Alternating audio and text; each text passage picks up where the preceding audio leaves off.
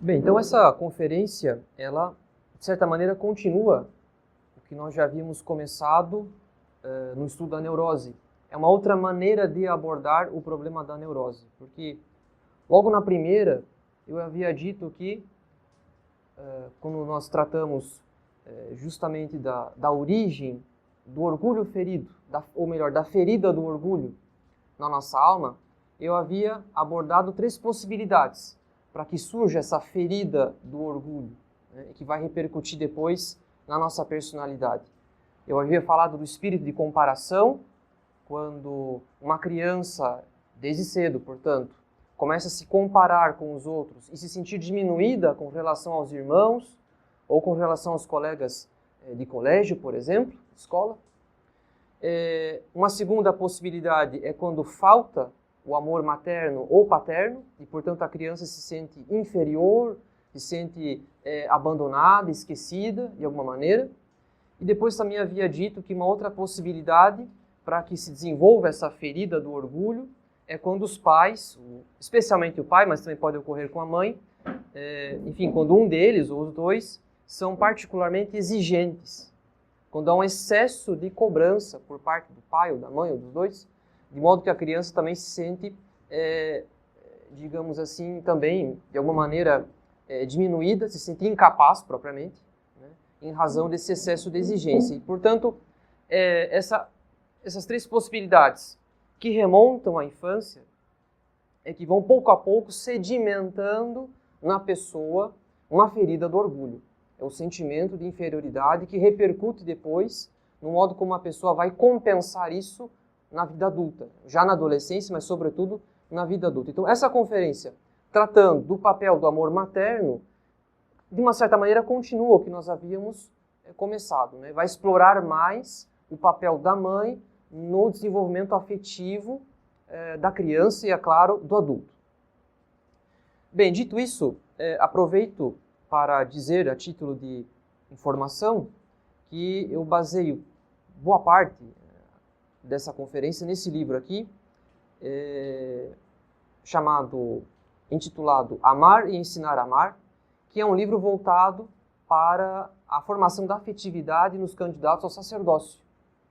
Então, é um livro em que deve ser lido particularmente por sacerdotes que cuidam da formação de seminaristas candidatos ao seminário. E ele vai abordar a teoria psicológica que eu vou dar, de modo que, é claro, uma coisa que nós podemos fazer uso, nós todos, independente se alguém vai ou não seguir adiante no que diz respeito ao sacerdócio, mas é algo que, é claro, serve para nós todos. O autor, ele evidentemente vai aplicar isso no cuidado que os sacerdotes devem ter para acompanhar os candidatos ao sacerdócio, mas é claro que a teoria ela vai servir para nós todos, para a reflexão de nós todos. Bem, para começar, dito tudo isso, é importante que a gente tenha como primeiro princípio dessa conferência aquilo que Santo Tomás diz logo no início, no proêmio de uma obra de metafísica que ele escreveu, que é o De Ente et Essentia, sobre o ente e sobre a essência. É uma obra de metafísica. E no proêmio, São Tomás diz o seguinte: Parvus error in principio, magnus est in fine. Então, um pequeno erro no princípio torna-se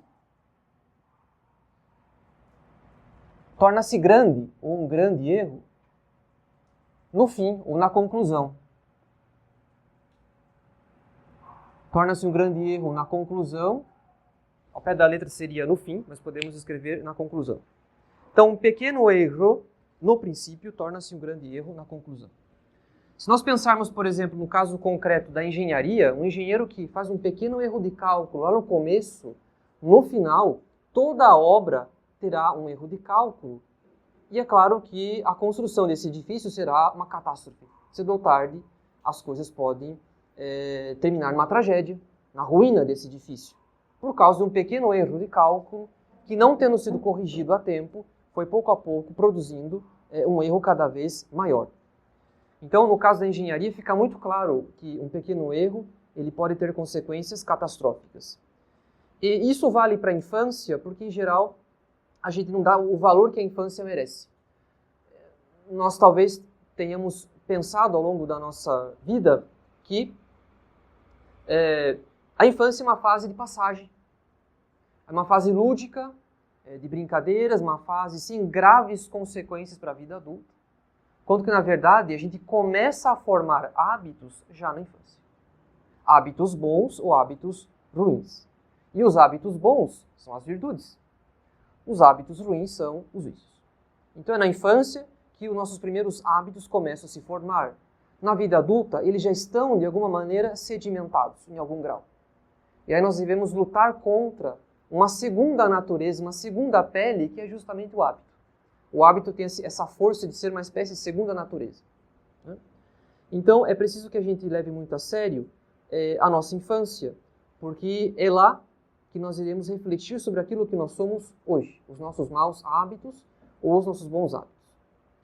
E, portanto, para aqueles que vão, em algum momento da vida, abraçar o estado do matrimônio, o sacramento do matrimônio, é importante que eles, então, tenham isso muito vivo na memória, porque é preciso justamente zelar para que a infância a sua prole, desde a infância, né, seja educada na virtude.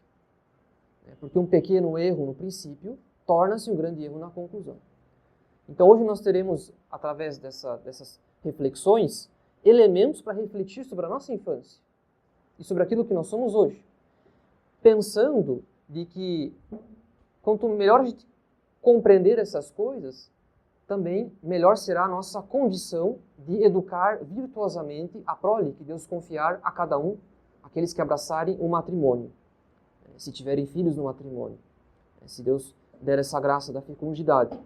E, é claro, também ajudaria aqueles que abraçarem o estado sacerdotal, porque vão cuidar de pessoas e, portanto, devem zelar também para reverter os maus hábitos adquiridos na infância e, é claro, também pastorear os casais. Bem, então, para que a gente possa prosseguir, dado esse primeiro princípio de Santo Tomás, eu vou desenvolver toda a conferência a partir de uma teoria chamada teoria do apego. Teoria do apego, que foi desenvolvida por um autor chamado John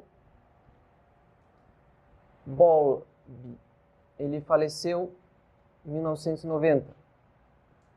Ele, eu acredito que não era católico, mas a sua teoria foi muito aproveitada por autores católicos, por psicólogos católicos, sacerdotes católicos, enfim. Então essa teoria, mesmo que ele não tenha sido católico, acredito eu, ela foi muito bem aproveitada pelos autores católicos. Claro que na medida em que é uma teoria, ela é passível de correção. Ela é passível de algum tipo de progresso, de correção, de reforma, como uma teoria. Não é uma verdade definitiva sobre aquilo que ela aborda, na medida em que ela procura explicar uma série de efeitos e reconduzi-los a uma possível causa.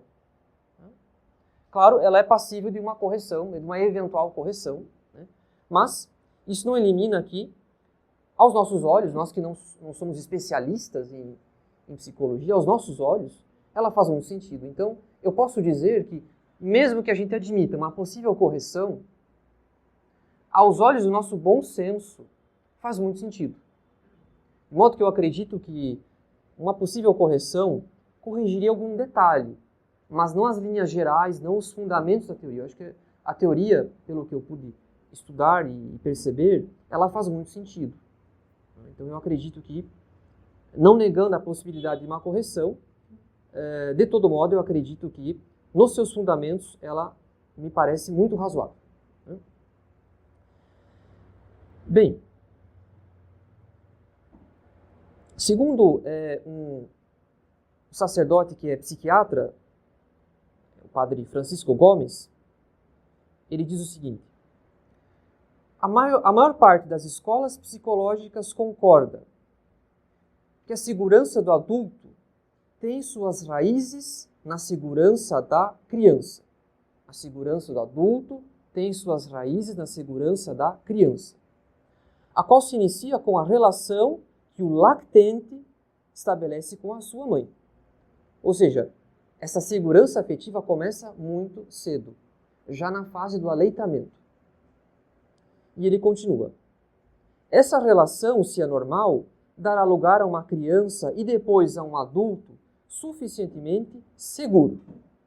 Então, uma relação equilibrada da criança com a mãe, do lactente com a mãe, dará lugar depois a um adulto emocionalmente seguro. E a partir do que ele diz isso? Ele conclui isso. Então, segundo o padre Francisco Gomes, desde os primeiros dias de vida, o bebê busca o contato com a mãe, que lhe proporciona segurança, proteção e consolo. Então, o que é que proporciona o amor materno, a presença materna? O que proporciona o amor materno? Segurança, proteção e consolo. Isso nos remete a uma coisa que já dizia Aristóteles, que no casal, no matrimônio, a mulher é a que mais ama. Essa é uma característica do amor materno. A mulher é a que mais ama. Então, o amor materno, ele tem essa característica de ser um amor gratuito e ilimitado. É próprio do instinto materno, que a mãe sempre ama. Então, mesmo que o filho tenha caído no mundo do crime, ela nunca vai considerar o filho dela como um criminoso. Ela sempre vai ver que ali está o seu filho, aquele lá é o seu filho.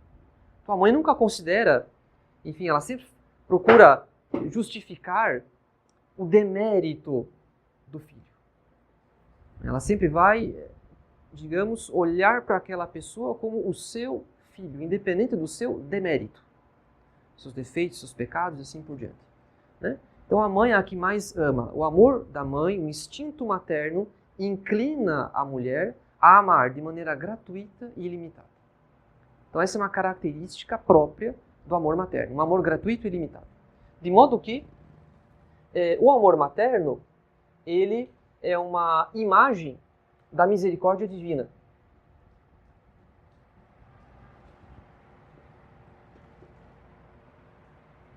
Então, no matrimônio, a mãe, ela acaba servindo de espelho, de reflexo, de imagem da misericórdia divina. Justamente por amar de maneira gratuita, sem considerar o mérito ou o demérito. A mãe simplesmente ama. Então acaba que, no lar, a mãe ela é um espelho natural para a criança, da misericórdia divina.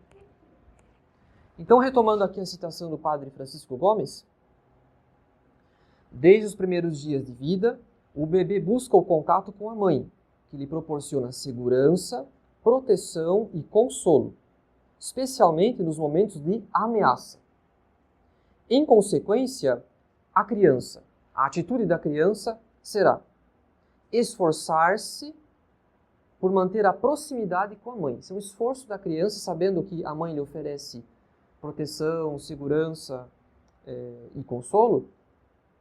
O esforço da criança será sempre de procurar essa proximidade com a mãe. Em segundo lugar, a criança ela resiste à separação.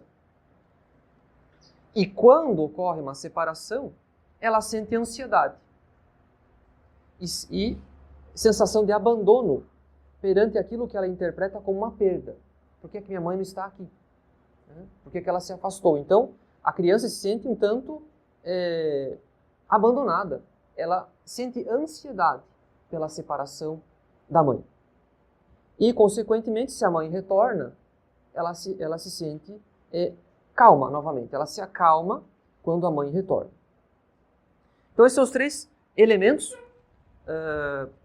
da criança, da atitude da criança diante do amor materno. Então, a criança, ela se esforça para procurar a proximidade com a mãe.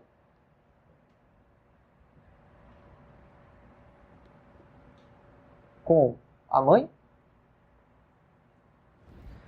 Ela se sente ameaçada quando a mãe se afasta, se ausenta. Então, há essa reação de ansiedade, é uma resistência à separação. Então, ela sofre de uma sensação de ansiedade, um sentimento de abandono quando a mãe não está. Ela resiste à separação. E, por fim, ela se acalma quando a mãe retorna. Então, quando a mãe retorna, a criança novamente se acalma.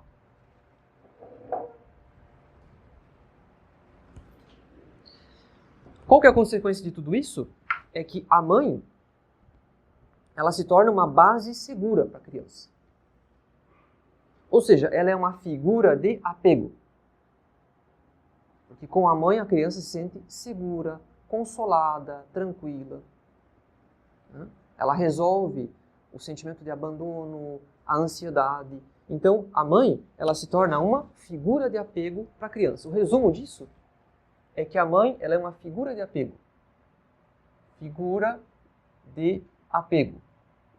Ela é uma base segura para a criança.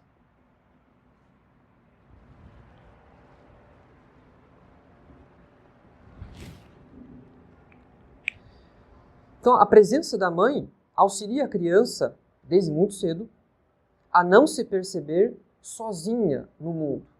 Aquela sensação que eu já havia dito, de abandono, de solidão. Ela se percebe amada. Ela se percebe parte da vida de alguém. Então, não alguém, uma pessoa, uma criança solitária, sozinha no mundo, mas parte da vida de alguém. A presença da mãe ajuda a criança a perceber o seu próprio valor, que ela é amada pela mãe, que ela é sustentada pela mãe, que ela é valorizada pela mãe. Então, ajuda a criança a perceber o seu próprio valor intrínseco, porque é um amor gratuito. Então, a criança sabe que ela tem um valor aos olhos da mãe. E também, por último, essa presença da mãe ajuda a criança a não perceber o mundo exterior como algo hostil, mas como algo coerente e confiável. Como ela tem uma base segura, alguém que a ama e ela faz parte da vida dessa mãe, então ela consegue explorar o mundo físico e o mundo social pouco a pouco e a ter segurança nessa exploração progressiva do mundo. O mundo como algo coerente, o mundo como algo confiável, porque tem essa base segura do amor materno. Então, a relação sadia da criança, equilibrada da criança com o mundo, depende da recepção de afeto por parte da mãe. Que ela vai conseguir explorar o mundo físico e o mundo social de maneira equilibrada e sadia, depende de uma recepção constante ao longo da infância do afeto materno. Porque é o que ajuda a criança a não se sentir sozinha, a se sentir amada e a explorar o mundo em torno dela como algo coerente e confiável.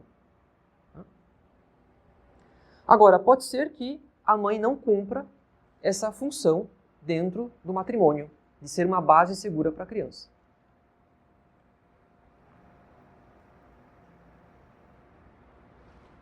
Mesmo numa guerra de trincheira, a trincheira é a base segura do soldado. Agora, se porventura o soldado voltar para a sua trincheira e estiver lá alguém lhe aguardando com uma granada, a trincheira será uma base insegura, será também um lugar hostil, tanto quanto a trincheira do inimigo. Então, numa guerra, a trincheira tem que ser uma base segura. Então, se a mãe não cumpre essa função de ser uma base segura para a criança, se ela se torna uma base insegura, instável para a criança, então surge o que nós chamamos de apego inseguro. Aquela que deveria ser uma fonte de segurança afetiva para a criança, torna-se uma fonte, uma base de insegurança afetiva para a criança. É o que nós chamamos, então, de apego inseguro. Então, quando a mãe não cumpre o seu papel, ela se torna um apego inseguro para a criança.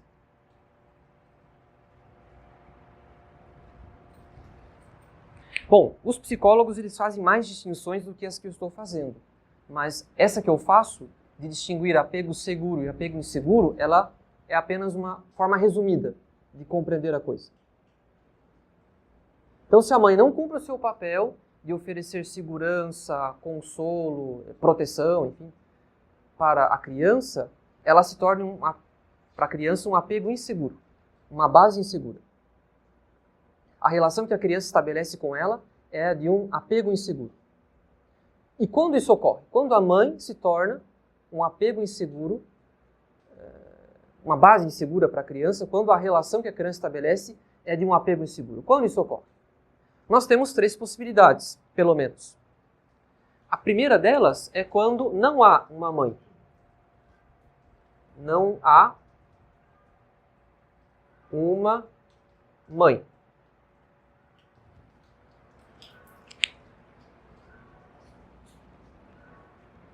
Isso pode ocorrer porque, eventualmente, a criança perdeu a sua mãe desde muito cedo.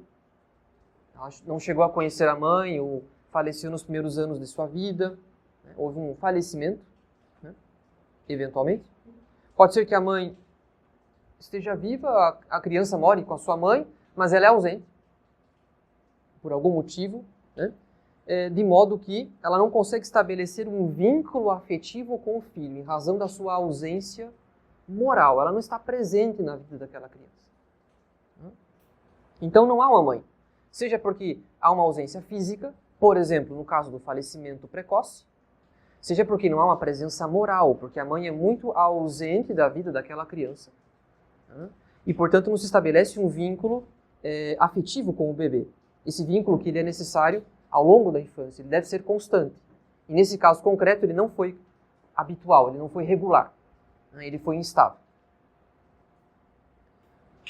Outra possibilidade para que a criança estabeleça uma relação de apego inseguro com a mãe é quando a mãe ela é angustiada. Mãe angustiada.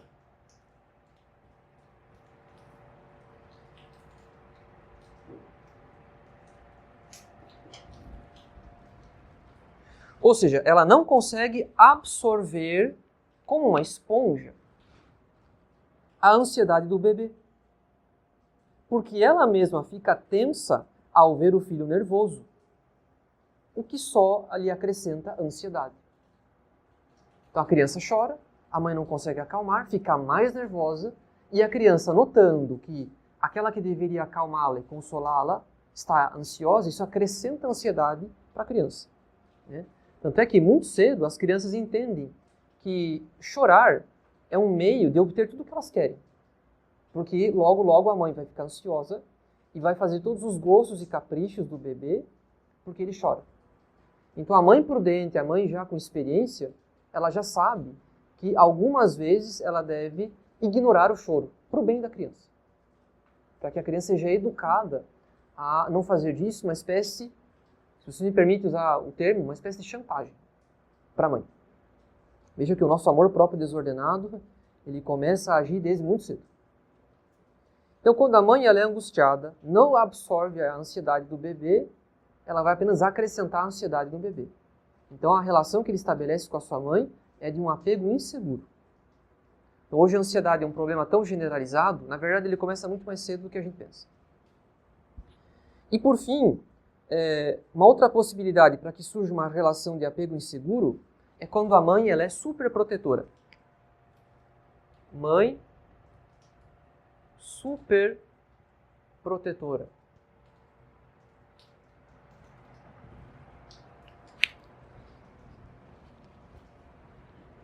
Ou seja, ela não permite que o bebê fique nervoso. Ela tem medo que ele sofra. E na medida em que ela tem medo que ele sofra, que ela não quer que ele fique nervoso, ela acaba impedindo que ele explore o mundo. Porque uma criança que vai engatinhar na casa, em algum momento ela vai topar com uma parede, vai bater em algum objeto, vai se machucar. Agora, é possível evitar todo o sofrimento da vida? Não. O paraíso de Adão, nós fomos expulsos dele.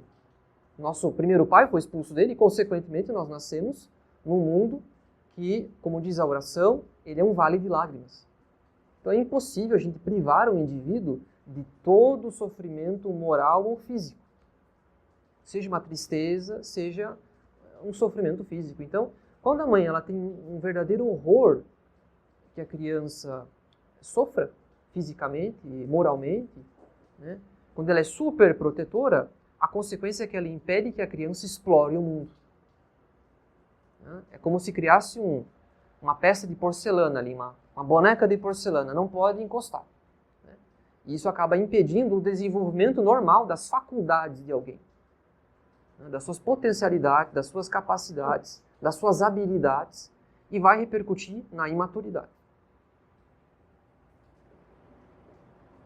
E por isso diz o padre Gomes, quando a mãe ela é superprotetora, ou seja, quando ela não quer que a criança sofra, que o bebê sofre e a criança sofra, o bebê, diz ele, não aprende a suportar frustrações que possam acarretar sofrimento, nem lidar com os estados de ansiedade. Quando a mãe é superprotetora, o bebê não aprende a lidar com a ansiedade. Nem a suportar o sofrimento, a frustração, nem a lidar com a ansiedade. E ele continua. Como a vida se encarregará de proporcionar-lhe essas situações, acabará desenvolvendo uma baixa tolerância à frustração, que é uma característica extremamente difundida na nossa sociedade. As pessoas elas estão cada vez mais sensíveis. Elas não podem sofrer a menor frustração. A menor contrariedade é fim de amizade e o início de uma guerra. Então, hoje as pessoas têm uma baixíssima tolerância ao sofrimento, à contrariedade. Elas não têm, portanto, a virtude da fortaleza. Mas isso começou muito cedo, com a interrupção de experiências de dor conduzidas virtuosamente pela mãe. A mãe não deveria ter interrompido uma experiência de dor, mas conduzido de maneira virtuosa, para ensinar a criança a suportar aquela experiência, com fortaleza. Porque essa é uma das ações da virtude da fortaleza, suportar. Então é claro, desse pequeno desequilíbrio na infância, da relação da mãe com a criança, é que surgirão grandes e graves consequências para a vida adulta. Então um pequeno erro no princípio torna-se um grande erro na conclusão. E quais são as consequências dessa relação de apego inseguro da criança com a mãe? Quais são as consequências de uma mãe que foi uma base insegura para o filho? Na vida do filho, quais são as consequências? Então, quando a mãe ela é uma base insegura, nós podemos ter base insegura. Nós podemos ter as seguintes consequências. Primeira delas, depois que passar a infância, na adolescência e sobretudo na vida adulta, o indivíduo que teve uma relação de apego inseguro com a mãe, né, mãe ansiosa, mãe superprotetora ou mãe ausente, enfim, nós teremos as seguintes consequências, mas cada uma delas está relacionada com uma dessas três características aqui. Eu vou citar várias consequências, mas cada uma delas está relacionada com um desses aspectos daqui. Um aspecto específico. Então, o primeiro deles, a primeira consequência é que, depois da vida adulta, o indivíduo continuará buscando o contato ou a proximidade com uma base segura. Seja a mãe, seja outra figura de apego. Uma figura de apego substitutiva. sem alcançar nunca a necessária autonomia. Então, a primeira consequência é a figura de apego substitutiva. Então, uma criança que foi super protegida pela mãe, super protetora, termina que ela vai manter essa relação de dependência durante muito tempo. Ao longo da infância, muito apego à mãe, e na vida adulta, ela vai procurar uma figura substitutiva, alguém que faça o papel de mãe para essa pessoa, porque ela foi super protegida. Então, ela se sente na necessidade de encontrar em alguém uma figura de substituição da mãe. Essa é uma primeira consequência. E, portanto, a pessoa não atinge a sua autonomia, uma necessária autonomia. A segunda consequência para a infância é a ansiedade de separação. Ansiedade de separação.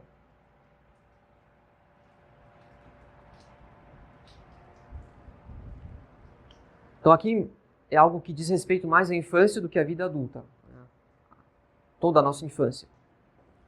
Então a criança, quando ela é muito apegada à mãe superprotetora, a criança não consegue ficar longe dela ao longo da infância. Chora quando vai para a escola. A mãe tem que acompanhá-la em certas atividades. Ela não consegue atingir uma tranquilidade na ausência da mãe. Fica ansiosa, sem a presença da mãe. Não consegue se adaptar na sua ausência. Por quê? Porque o mundo é hostil sem a mãe. A mãe, como ela interrompeu a exploração do mundo, sem a mãe, a criança, ela vê o mundo como algo hostil. Está numa festa de aniversário dos coleguinhas, está na escola, ela percebe o mundo como algo hostil. E, portanto, ela teme estar sozinha, sem alguém que faça as coisas para ela, que a proteja, que a console, que lhe dê segurança. Então, sofre da ansiedade de separação.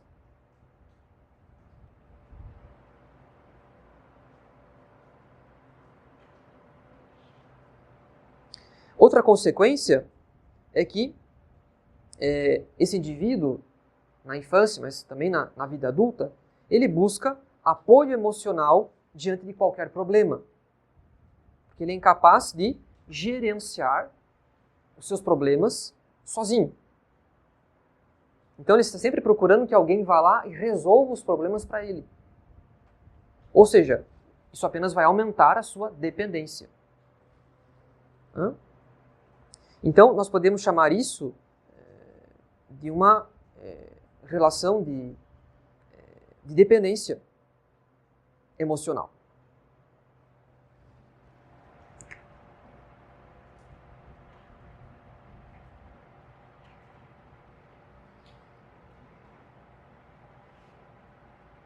A pessoa procura um apoio, alguém que faça as coisas para ela.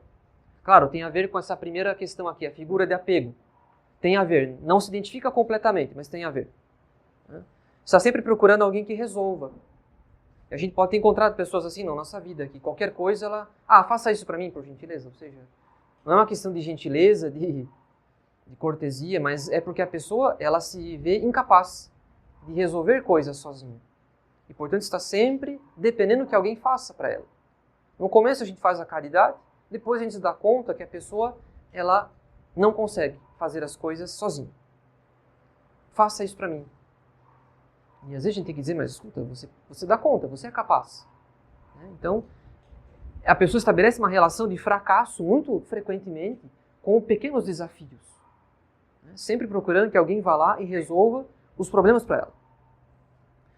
Outra consequência é que um indivíduo que foi criado por uma mãe superprotetora, ele tem a tendência que ele tenha, porque não são leis absolutas. Nós não estamos aqui tratando de uma ciência exata, mas é uma tendência. Ou seja, há uma grande possibilidade de que o indivíduo desenvolva um baixo conceito de si. Por quê? Porque de alguma maneira ele internalizou que ele não é capaz de fazer as coisas sozinho. Então, um baixo conceito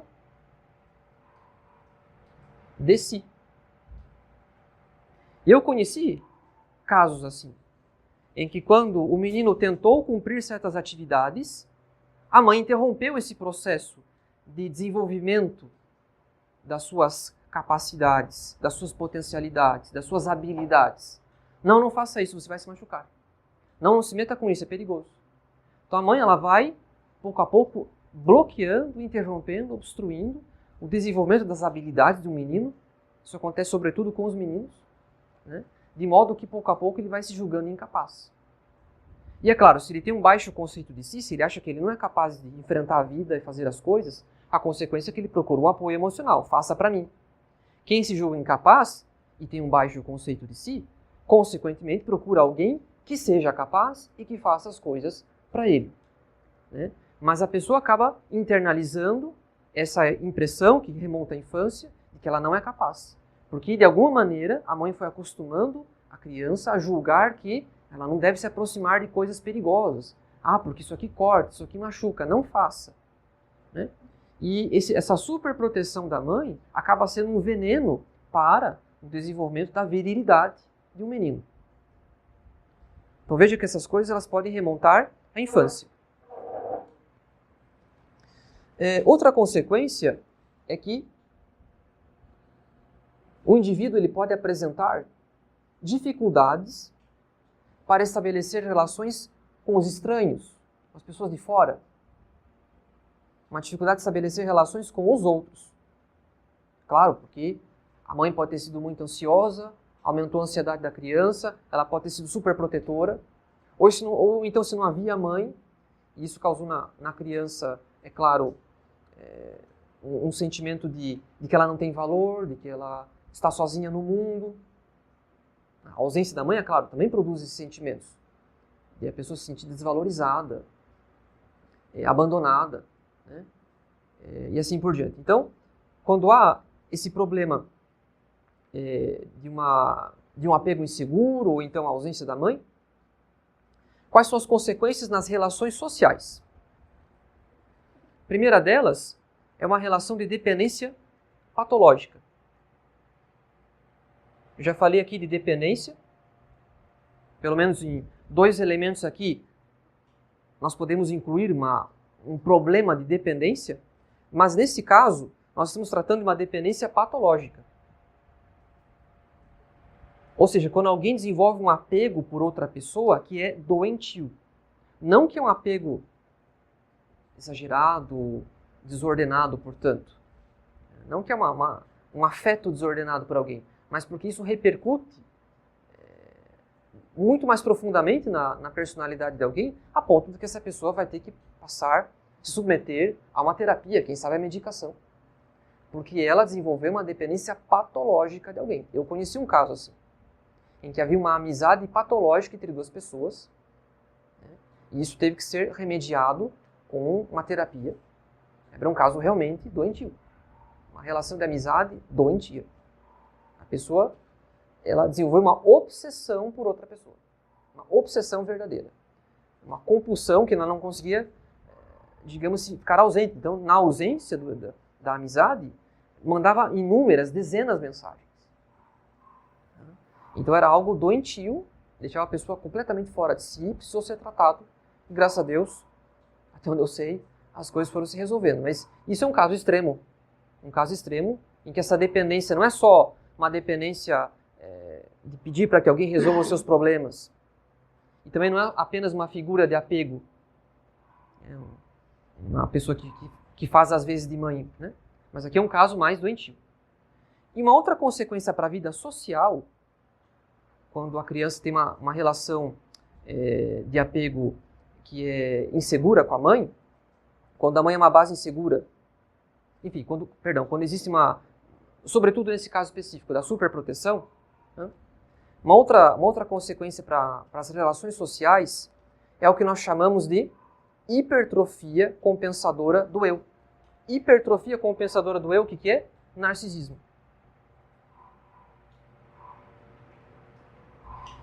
Então, de tudo que nós falamos sobre a superproteção da mãe e do apego de uma criança pela mãe, ou da mãe pela criança, né, essa é uma das consequências mais delicadas.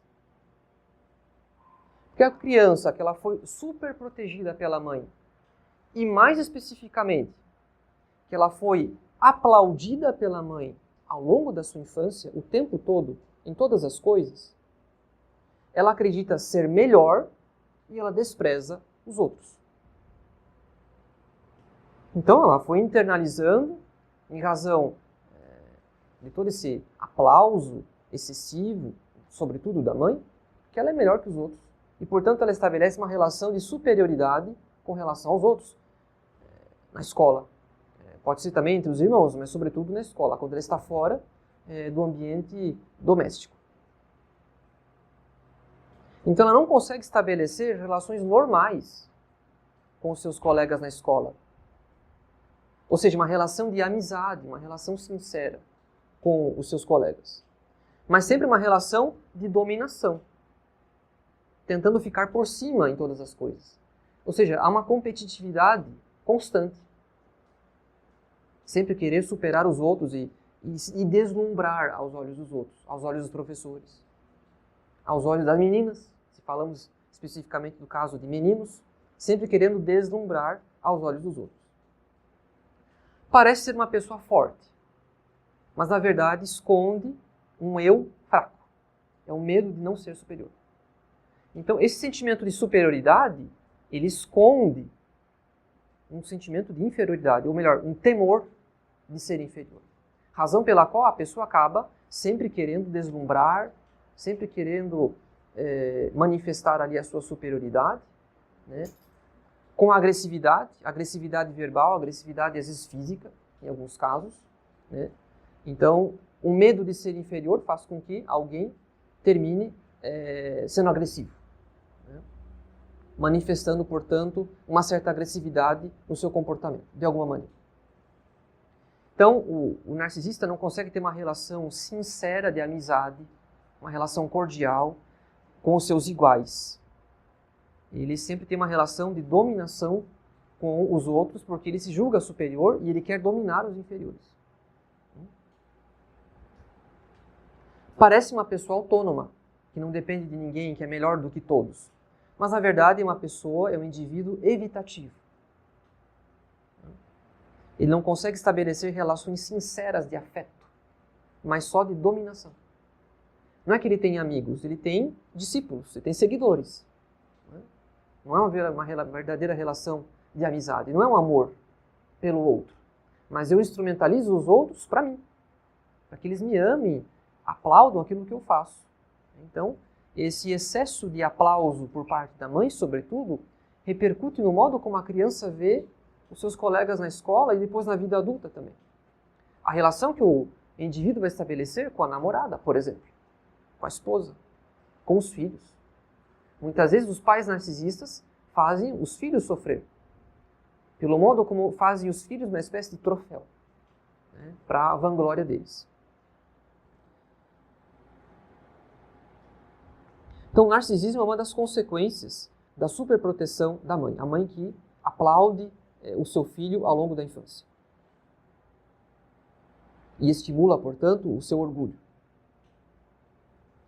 E, por fim, uma última consequência do apego inseguro, dessa relação de apego inseguro com a mãe, é na relação com Deus. Uma dificuldade de estabelecer relação com Deus.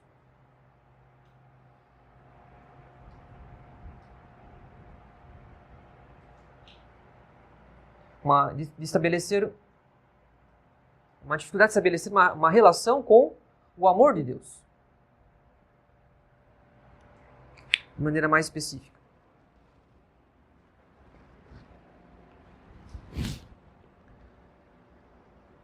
Por quê? Porque se a criança ela não se satisfez ao longo da sua infância consigo mesma, enfim, o que eu quero dizer? Se ela não se sentiu suficientemente valorizada pelo amor materno, mãe ansiosa, mãe ausente, a consequência é que ela vai depois aplicar, né, transferir esse sentimento de insegurança para o amor de Deus. Se ela não foi suficientemente amada pela sua mãe, a consequência é que depois ela transfere essa insegurança afetiva para a sua relação com o amor de Deus. Será que Deus me ama? Muito da origem do escrúpulo vem disso. Esse sentimento, esse pano de fundo de que Deus não me perdoou, não é porque a pessoa se confessou mal, não é porque a pessoa ignora a teologia moral, os mandamentos, e está na dúvida se foi pecado mortal ou não. É porque a pessoa não tem segurança de que Deus a ama e que a perdoa. Então, muito do escrúpulo se origina da insegurança afetiva das pessoas. Então, às vezes a solução não é, digamos, ensinar mais, digamos, teologia moral para as pessoas, mas é conduzir as almas a que elas se sintam amadas por Deus. Sobretudo se elas não foram suficientemente amadas pela mãe. Claro que eu estou aqui tratando da mãe nessa conferência. Mas nós veremos também o papel do pai depois, numa outra oportunidade. Hoje eu me concentro no papel da mãe, na figura da mãe, na função da mãe. Mas é claro que, às vezes, a relação com a mãe foi boa, mas não com o pai. Bom, então teremos uma oportunidade para tratar do amor paterno na vida de alguém, a sua presença ou a sua ausência. Mas agora eu me restringo a tratar do amor materno.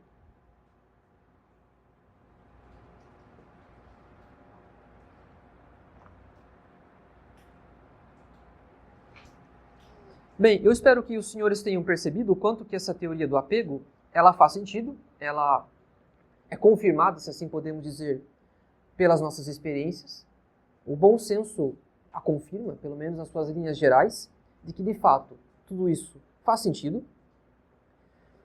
E outros dois estudiosos resolveram aplicar a teoria do apego à vida adulta. E eles conseguiram distinguir 4 tipos de pessoas a partir das formas de apego que uma criança estabelece com a sua mãe.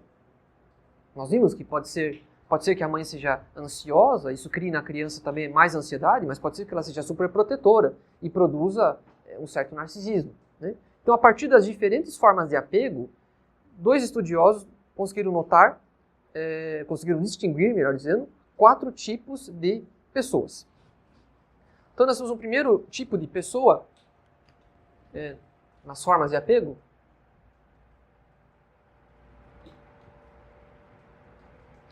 O primeiro tipo de pessoa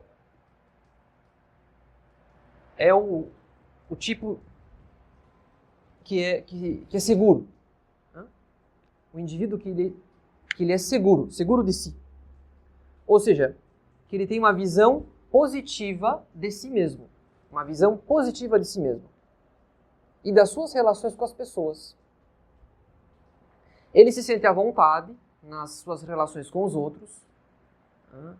Seja em situações de proximidade afetiva, quando ele começa a estabelecer suas relações de amizade, seja quando ele está sozinho, ele se sente seguro para realizar certas atividades, na ausência de outras pessoas. Então, é um indivíduo que é afetivamente seguro e, portanto, é um indivíduo equilibrado. Do equilíbrio que vem da infância, o equilíbrio afetivo que vem da infância, a tendência é que na vida adulta esse indivíduo seja também equilibrado e, portanto, seguro. Então, o primeiro tipo é aquele indivíduo que é seguro. O segundo tipo é o do ansioso preocupado. Ansioso preocupado. Já vemos aqui que havia uma insegurança afetiva na infância. Por quê? Porque são pessoas que buscam maiores níveis de intimidade com as pessoas, de aprovação dessas pessoas. Elas querem se sentir aprovadas, valorizadas, amadas pelas pessoas e correspondidas em seus afetos.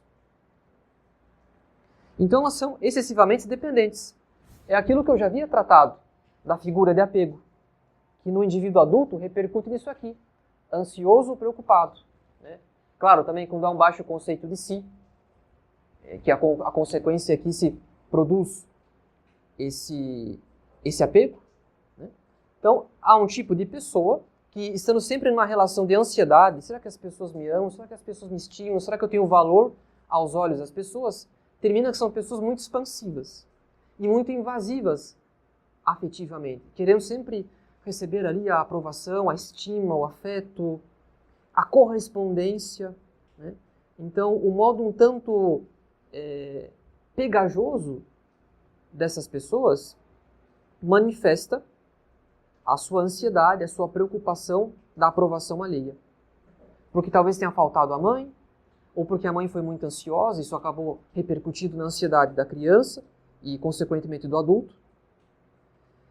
É claro que isso parte, como eu já disse, de um conceito negativo de si, ao mesmo tempo que o temor da opinião das outras pessoas. Então, tem um conceito negativo de si, mas ao mesmo tempo tem um temor de que as outras pessoas não a estimem. Então, são pessoas menos confiantes. Pode ser pessoas muito emotivas também, muito sensíveis. Pessoas mais preocupadas. Preocupadas de que, eu falei uma coisa, será que eu ofendi ou não? Pessoas muito preocupadas nas suas relações, acabam multiplicando as preocupações nas relações com os outros.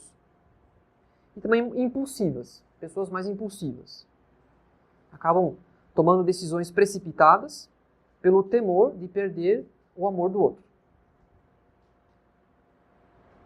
A gente vê muito isso nas relações entre namorados, muita impulsividade, muita precipitação pelo temor de perder alguém. Então é claro que essa insegurança que remonta à infância repercute na maneira desordenada com que a pessoa concebe o amor da namorada ou do namorado, né?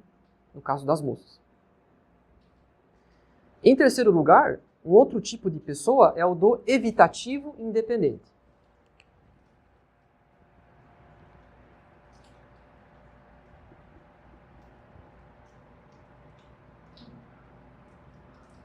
Bom, já deu para perceber que aqui está o cachorro, aqui está o gato.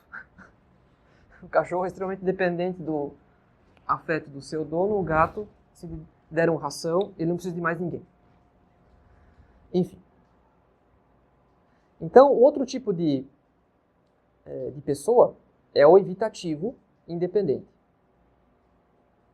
Uma pessoa que procura ter uma grande autonomia emocional e ela evita o apego completo na maioria dos casos. Então, uma pessoa que procura não depender afetivamente dos outros, ela prefere manter uma atitude de independência, de autonomia. Não se julga na necessidade de estabelecer relações de afeto com as pessoas.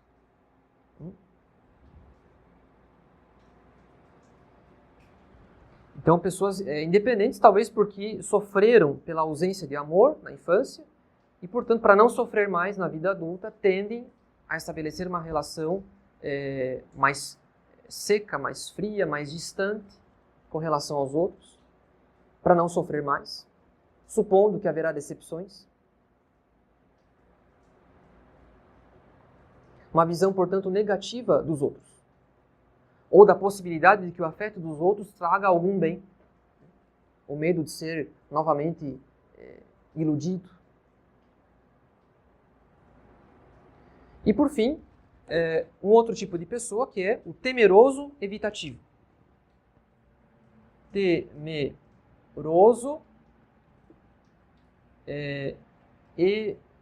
evitativo.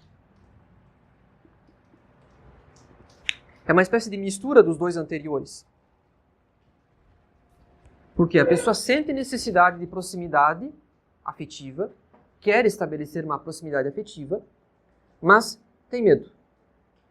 Tem medo da decepção e por isso procura reprimir os sentimentos. A diferença do anterior é que a pessoa ela realmente procura desenvolver uma atitude de autonomia, de independência. E nesse último caso, a pessoa até que gostaria de estabelecer uma relação afetiva, mas ela se fecha de medo. Medo de sofrer. Tendência também de desconfiar dos outros. Assim como há uma tendência a menosprezar a si mesmo. Talvez, se eu procurar estabelecer uma relação de afeto com alguém, a pessoa me rejeite. Então há um certo medo.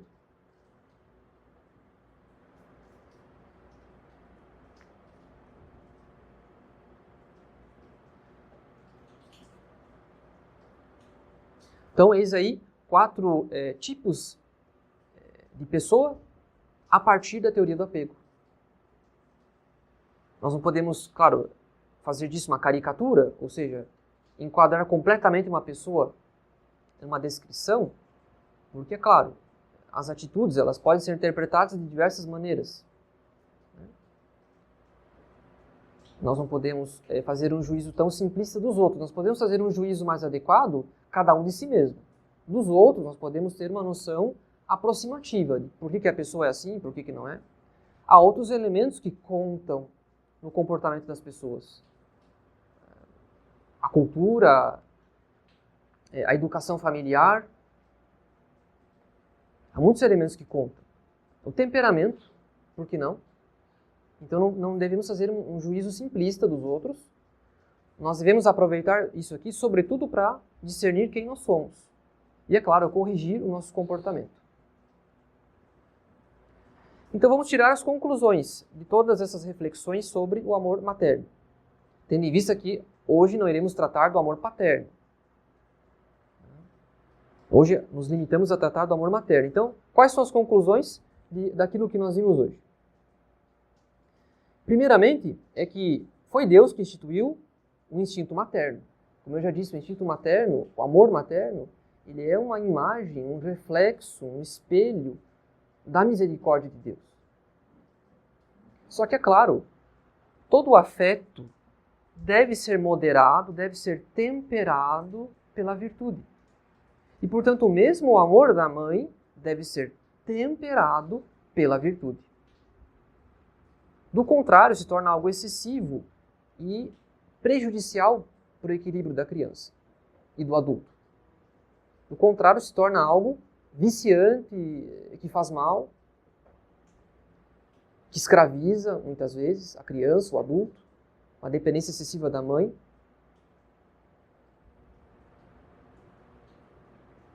Eu conheci um jovem que a sua mãe o dominava tanto, tinha um tal controle sobre ele, que um belo dia ela disse para ele que ele não deveria mais frequentar a missa tridentina.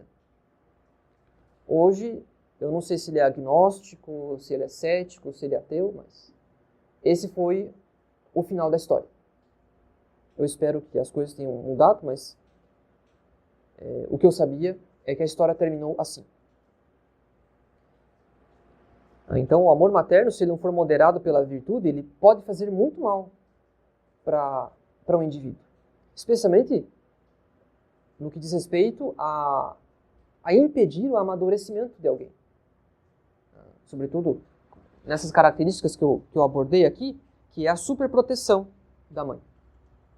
A mãe superprotetora acaba impedindo o amadurecimento do filho, porque ela interrompe o desenvolvimento das habilidades, a experiência que a criança tem que fazer com a vida, com o mundo, as experiências de dor, de sofrimento, que a criança vai cair, que ela vai se machucar, que ela vai explorar alguma coisa, que ela vai ousar um pouco em casa. Claro que com ordem, né, dentro da virtude da obediência, né, mas essa superproteção materna termina impedindo o amadurecimento, porque ele impede a exploração do mundo e impede o desenvolvimento das habilidades. Então, o amor materno ele deve ser moderado pela virtude. Outra consequência que nós devemos tirar de tudo isso é que hoje há uma espécie de, digamos assim, como é que eu posso exprimir isso, mas de supervalorização da instituição escolar por parte dos católicos, né? Sobretudo os católicos que se dizem conservadores, porque para eles é praticamente uma solução mágica. Se nós tivermos uma instituição católica, nós teremos derrubado, arruinado as ideologias, nós teremos salvado a infância das ideologias, e não é bem assim. A escola não faz milagre, a não ser que haja uma disposição da providência nesse sentido. Mas assim como eu, que sou sacerdote, não prometo milagres, a escola menos ainda. O indivíduo que chegar na escola com problemas que remontam à sua infância e que vêm da sua família, dos seus pais, não foi a escola que causou isso. A escola vai receber esse indivíduo. Ela vai tentar fazer a parte dela, a escola católica. Mas quando ele voltar para casa, ele vai voltar para aquela desordem da casa. Como é que o professor, o educador, o sacerdote, o capelão da escola vai conseguir reverter os problemas familiares, sendo que a criança ela vem de uma família e, portanto, o conflito é tamanho que, para reverter, é muito difícil. A tendência é que a criança, claro, ela vai cultivar, sobretudo, aquilo que ela vive em casa. A escola tenta reverter, a escola tenta moderar, mas a escola não pode fazer mágica. Então, o grande problema das ideologias hoje é que a pessoa não cai numa ideologia porque ela foi educada numa escola ruim ou numa universidade ruim. É que a desordem afetiva do lar será ratificada por uma ideologia. A ideologia, ela só vai ratificar a desordem de alguém. Se uma pessoa cresceu num ambiente muito desordenado, ela tem uma grande desordem afetiva, muita insegurança, muita desordem afetiva, quando ela entra em contato com uma certa teoria, uma certa ideologia, essa ideologia, ela responde à desordem afetiva dela. Ou seja, dá sentido. Porque muitas vezes a pessoa vai dizer, na minha casa, eu era ensinado a praticar os mandamentos, a aderir a uma certa religião, mas havia uma grande desordem em casa, ou seja, os pais brigavam constantemente, eu não era satisfeito com aquilo ali, mas quando eu ingressei na universidade e eu tomei contato com aquilo ali, finalmente eu me dei conta que tudo aquilo que meus pais me ensinaram era mentira, porque eles mesmos não viviam aquilo que eles me ensinavam. Então, é essa desordem no lar que vai produzir uma desordem afetiva grande, profunda, que vai ser a ocasião para que depois a própria ideologia dê sentido, ratifique a desordem afetiva da criança e, é claro, futuramente do adulto. Então as coisas não começam no plano intelectual, começam no plano afetivo. A ideologia ela tem a tendência de apenas ratificar, explicar para o indivíduo por que ele sente assim. E a pessoa vai dizer, depois, quando ela tiver entrado em contato com a ideologia, que agora ela vê que ela é normal, que aquilo que ela sente é normal, o modo como ela se vê é normal. Antes diziam que não podia, que era pecado. Hoje ela sabe que não tem problema. Então ela não apenas foi vítima do desamor dos pais, mas também da incoerência entre o que os pais ensinavam e aquilo que eles viviam. Então não adianta ensinar os mandamentos e mandar para uma escola católica e julgar que tudo está feito. Se a criança não for amada efetivamente, se não houver uma vida de virtude e de amor constante e de um afeto equilibrado, mesmo a criança de lar católico e de escola católica pode se perverter. Não estou aqui dizendo que em todos os casos a culpa foi dos pais, nem sempre. Mas muitas vezes os pais julgam que se mandar para uma escola católica todos os problemas estarão resolvidos. Não é bem assim. Então nós não podemos negligenciar que as coisas começam em casa. Então as coisas começam trabalhando as virtudes dos casais. Um relacionamento, um casamento virtuoso, que vai tornar o trabalho da escola muito mais eficaz. Ou seja, os pais devem adubar o terreno para que depois os professores, como jardineiros, consigam fazer o broto crescer e se desenvolver, nessa analogia. Enfim, então essa é uma consequência. É o modo como muitos católicos veem o papel da escola católica, praticamente como se a escola fizesse mágica ou milagre. E não é bem assim. Outra consequência diz respeito ao namoro dos jovens.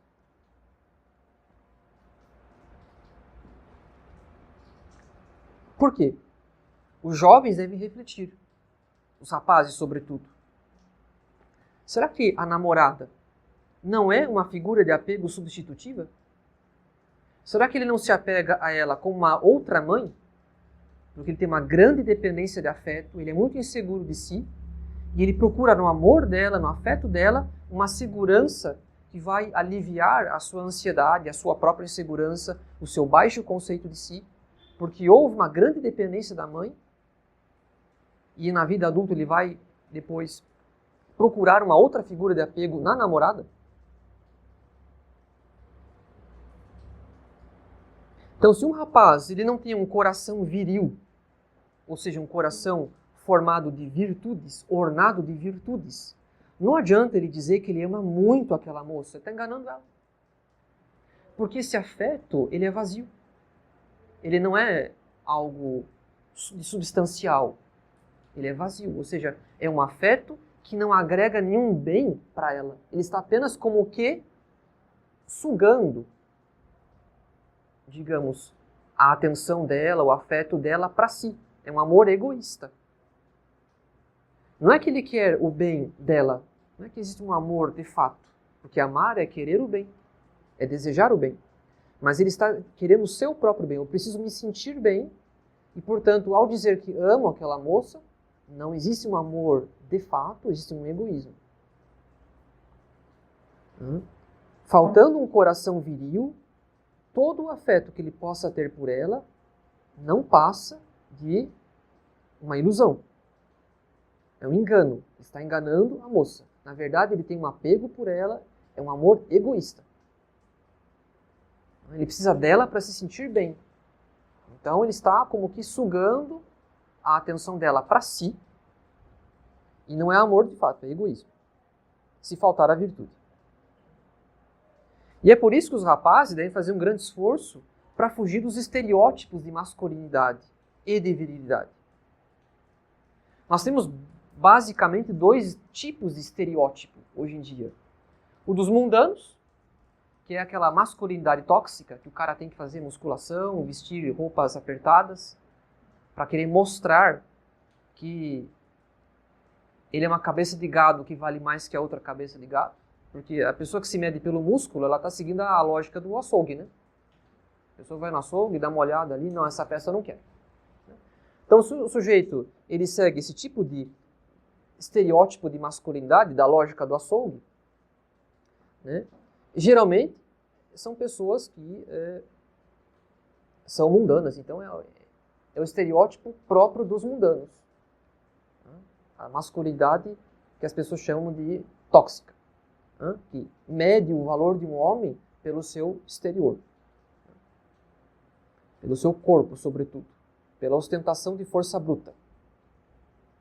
Mas tem uma outra estética, um outro estereótipo, que não é próprio dos mundanos, sim e não, mas não é tão próprio assim de pessoas mais carnais, né? Tem um certo grau de espiritualidade nisso. É um outro estereótipo que é mais comum entre católicos, né, que é a da estética não bruta, agressiva, mas a estética vaidosa na vestimenta. Não tanto no que diz respeito ao seu corpo, aos seus músculos, mas no que diz respeito à sua vestimenta. Então isso atinge mais os católicos. É uma forma de estereótipo de masculinidade menos bruta, um pouco mais intelectual, um pouco mais espiritual, né? No que diz respeito à aparência, diz respeito à vaidade das vestimentas. Não deixa de ser um sinal de grande insegurança afetiva. Então, quando o rapaz ele se apega a acessórios que estão completamente fora de moda, isso não deixa de ser um sinal que ele é muito inseguro de si. E ele precisa assumir praticamente um personagem para ele se sentir seguro. E aí é uma estética, sei lá, dos anos 20, do século XIX, uma coisa muito mais próxima da estética inglesa, né? Quer dizer, o sujeito na rua é um Chesterton redivivo, reencarnado, né? Encarnação não existe, mas a pessoa, se eu a ver na rua, eu vou ter as minhas dúvidas, né? Quem é esse? Né? Então, quando a pessoa assume quase uma caricatura do Chesterton na rua, cuidado. Para que tudo isso? Para que esse personagem todo? Qual é a insegurança que a pessoa tem? Que ela precisa se refugiar numa aparência mais masculina, mais viril, que esconde ali a ausência de uma segurança afetiva ordenada, ou seja, aquilo que serve de apoio para a virtude. Por que eu digo isso? Porque existe um amor próprio que ele é desordenado, que é o orgulho, mas existe um amor próprio que é bom. Deus me deu qualidades naturais. Deus me deu a sua graça. E, portanto, eu tenho motivos para acreditar que eu posso ser uma pessoa virtuosa. Porque Ele me deu bens naturais e me deu bens sobrenaturais. Eu não sou um completo incapaz. Eu não sou uma pessoa absolutamente destituída de qualquer qualidade. Isso é orgulho. Orgulho ferido. Então nós temos sim qualidades naturais e sobrenaturais. Deus nos deu a graça. Então a segurança afetiva é um olhar ordenado para si mesmo. Um olhar sereno, humilde. Com aquilo que Deus me deu, sobretudo com a sua graça, eu posso praticar as virtudes e posso me tornar alguém perfeito, conforme o coração de Jesus. Perfeito, conforme o coração de Jesus, a imagem do coração de Jesus. Então, quando há muita insegurança afetiva, a pessoa acaba compensando de uma maneira ou de outra, mas uma coisa que atinge os católicos que se dizem conservadores, é esse apego à estética. Completamente fora de moda, do passado, E aí mostra um elemento que eu iria abordar numa outra conferência, na próxima, que é a ausência do pai. Porque não foi com seu pai que você aprendeu a se vestir assim, e menos ainda com seu avô. Dependendo do lugar do Brasil, o seu avô está com uma camisa xadrez, aberta até a metade, um chapéu de palha, pitando um cigarro de palha no interior de algum lugar do Brasil. Não foi com seu avô que você aprendeu a se vestir assim. Esse português rebuscado que você fala não é o português lá do seu avô também. Então a gente vê cada coisa por aí, que a gente nota a ruptura de uma relação sadia, e eu vou abordar isso mais tarde, mas a ruptura de uma relação sadia com o pai. Foi com o seu pai que você aprendeu a se vestir assim. E na medida em que ele não foi para você um modelo, um exemplo, ele não foi o seu herói, você se apegou a uma coisa completamente da imaginação, do sonho. Então isso mostra ali que é preciso curar isso. Claro que a pessoa pode ter um desejo de se vestir de maneira mais elegante porque ela frequenta a alta sociedade.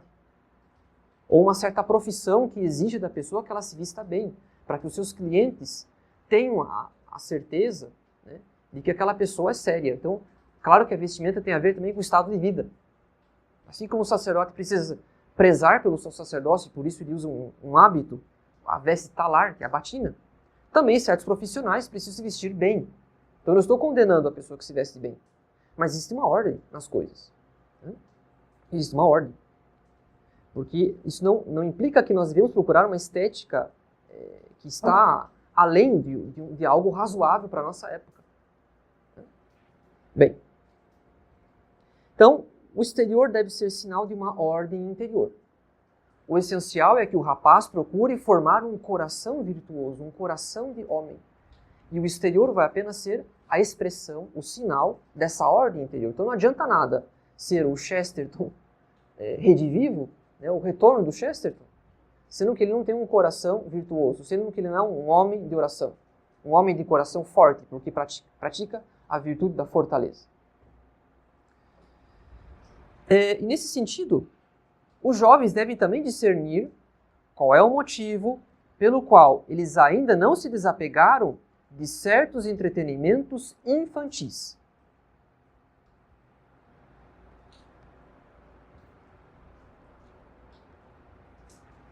Porque um jovem maior de idade ainda não se desapegou de certos entretenimentos infantis. Por mais que se possa alegar que não é pecado ler isso, fazer aquilo, assistir, jogar e assim por diante, por mais que alguém possa alegar, mas não há pecado nisso, não há matéria de pecado propriamente. Enfim, pode haver uma relação desordenada, um apego excessivo e, portanto, pode haver pecado porque a pessoa vai negligenciando a oração, os deveres de Estado, vai negligenciando o repouso, vai dormindo tarde porque passou muito tempo jogando, assistindo, etc. né? Em si a coisa é matéria neutra, podemos dizer.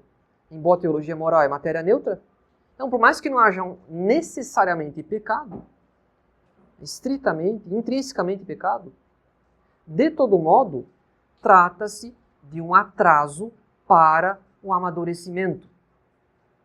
Esse apego a entretenimento infantil é sim um atraso para o amadurecimento, porque impede a alma de visar mais alto.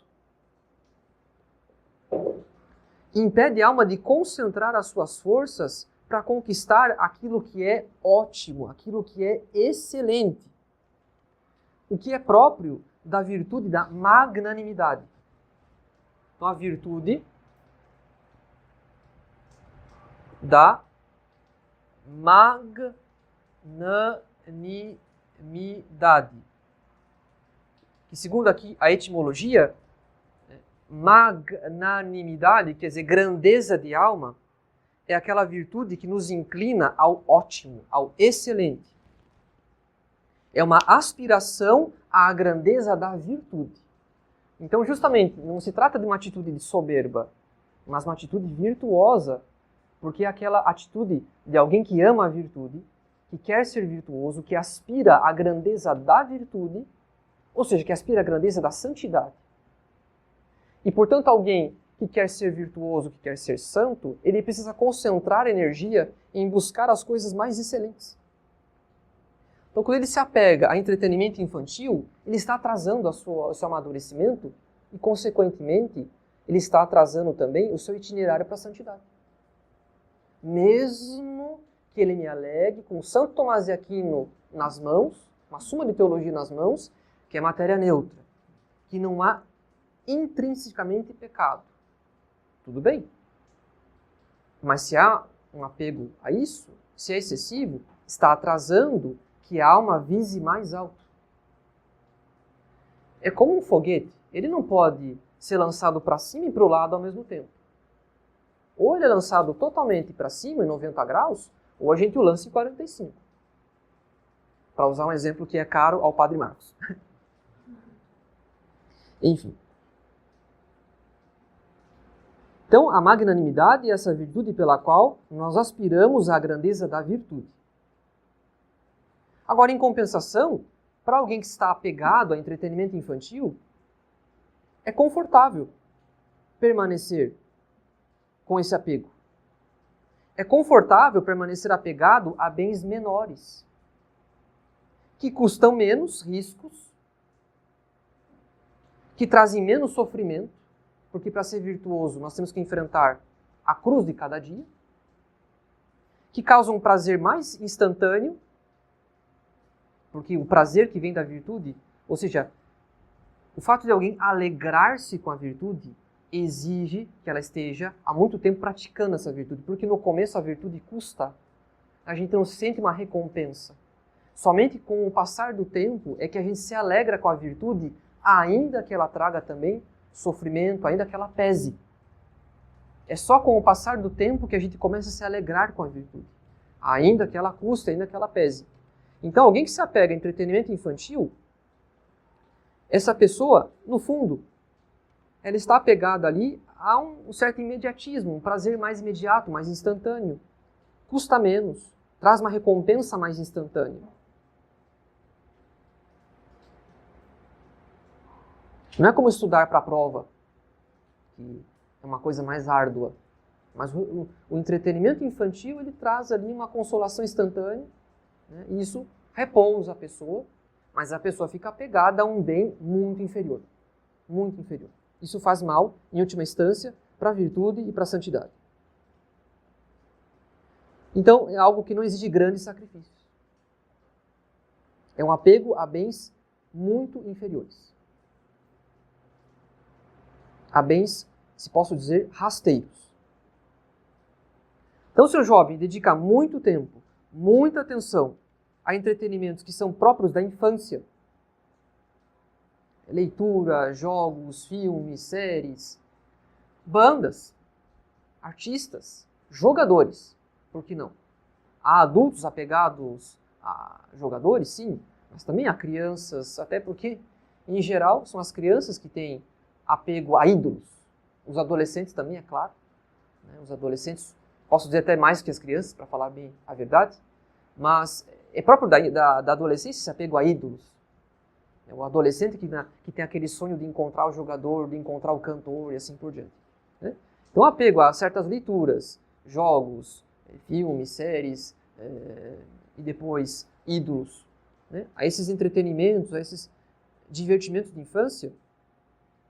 Então, esse apego, essa atenção excessiva que é dedicada a esses entretenimentos, tudo isso é sinal de imaturidade.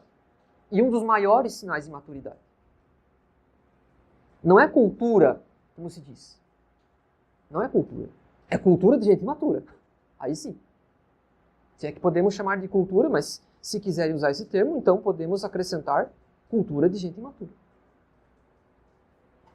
Um pai de família que tivesse o mesmo campo de interesse que o seu filho, ele não ensinaria ao filho que há bens maiores do que aqueles que ele já pode atingir durante a infância. Se o filho vê que o pai tem o mesmo campo de interesse que ele, como é que ele vai aprender a visar bens maiores? Como, se falta o exemplo? O pai não está ajudando o filho a visar os bens maiores. E veja que interessante, né? Antigamente a gente fazia as crianças brincarem de missa ou brincarem com as profissões dos adultos. As meninas brincavam de boneca, brincavam de ser mãe. Hoje não. Hoje são os adultos que vivem no universo das crianças. Inverteu? Antigamente havia, de fato, indústrias que produziam brinquedinhos para que as crianças brincassem de missa.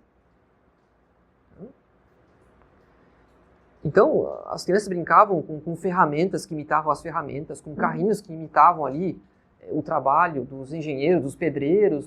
Todo mundo sabe disso, porque, ou se não viveu, pelo menos sabe que era assim. Mas hoje cada vez menos. Hoje, de fato, nós estamos cada vez mais fugindo da vida adulta e fazendo com que o adulto fique ainda preso nesse universo lúdico, nesse mundo lúdico da infância, até pelo menos os 30 anos. Então essa perda de tempo com o mundo lúdico, com o mundo da ficção, da fantasia, se opõe, em última instância, à virtude da esperança. Porque é uma substituição do desejo do céu, dos meios que nos conduzem para o céu, a santidade, uma substituição do desejo do céu pelo desejo de um mundo construído à minha altura. Isso aqui está à minha altura, não existe sacrifício e traz consolação imediata.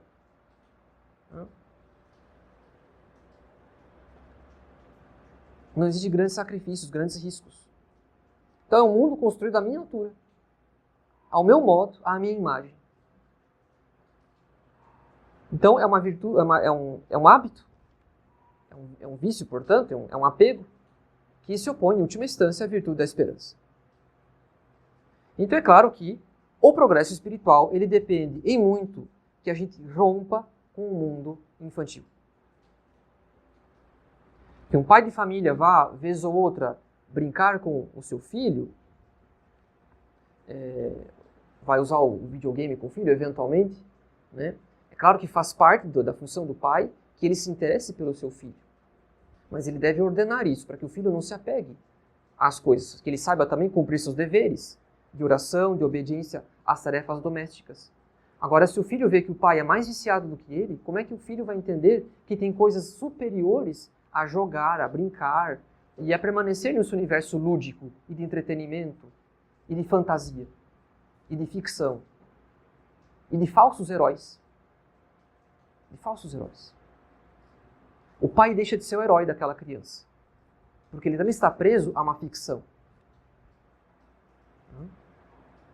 em que ele vence as coisas não por virtude, mas por poderes sobrenaturais, preternaturais, ou sei lá o quê. Em última instância, nós estamos criando uma realidade paralela, em que as coisas se vencem não por virtude, não por um esforço com o auxílio da graça. A graça que vem suportar a nossa vontade, o nosso esforço. Mas há uma coisa que é fantasiosa, que é contra a realidade. Então, para que a gente possa, progredir na vida espiritual, a gente depende de romper essa casca do ovo e migrar completamente para a vida adulta. Eu repito, o pai deve se interessar pela vida do seu filho, deve brincar com o filho, mas ele deve produzir ordem na vida da criança, ao invés de ser para a criança o primeiro mau exemplo dela. Porque ele também é apegado a essas coisas. Então, ou nós temos os nossos olhos fixos nos bens eternos, ou nós temos os nossos olhos presos nos entretenimentos do nosso passado, da nossa infância. Ou nós pensamos na eternidade, com os olhos fixos na eternidade, ou a gente tem a nossa vida de adultos ainda presa, escrava do nosso passado. Que vai impedir, é claro, também a maturidade das crianças que Deus confiar àqueles que abraçarem o matrimônio. Então, como eu já antecipei, é claro que para que o amor materno seja ordenado, para que ele seja temperado, para que ele não caia em excessos, Deus proveu um remédio. Deus proveu no matrimônio uma imagem da sua justiça, que é o amor paterno. Então, o que vai temperar, de fato, de maneira eficaz, o amor materno é a presença do Pai, que é a imagem da justiça de Deus. Nada contribui mais para tirar a criança dos excessos de proteção, de consolo da mãe, do amor materno, nada contribui mais para tirar a criança desses excessos do que o amor paterno. Porque o amor paterno, contrariamente ao amor materno, ele tem a tendência de ser exigente. A mãe tem a tendência de ser excessivamente, digamos assim, complacente com a criança. Agora o pai não, o pai ele costuma exigir. E portanto essa presença de um amor gratuito e de um amor exigente é o que constitui para a criança a fonte da sua segurança afetiva. A presença de dois amores, um que é gratuito e outro que é exigente. É o que serve de fonte de um equilíbrio, de ocasião ali, de um equilíbrio afetivo da criança e futuramente do adulto. Então, quando a figura paterna ela é ausente ou a criança tem uma má relação com a figura paterna, a tendência é que a criança fique excessivamente apegada ao amor materno. Então agora fica tudo claro o que eu havia dito desde o começo. Em geral, quando há um excesso de exposição, uma exposição excessiva da criança ao amor materno, em geral, é porque houve uma falha do amor paterno. A ausência do pai, física ou moral. Claro que a criança pode, mesmo com o pai presente, ter uma relação ruim com a mãe, e sim, muitas coisas são possíveis, né? Nós não estamos lidando aqui com leis absolutas, estamos lidando aqui com inúmeras e incontáveis possibilidades em cada família, em cada lar, né? Mas a tendência é que, quando há um excesso de amor materno, é porque houve a ausência do amor paterno. Seja a ausência física do pai, seja a ausência moral, né? Porque o pai não se interessou pelo filho. Então esse excesso de amor materno acaba sendo um dos maiores elementos que obstruem o amadurecimento de um indivíduo e o desenvolvimento das virtudes, da vida virtuosa desse indivíduo.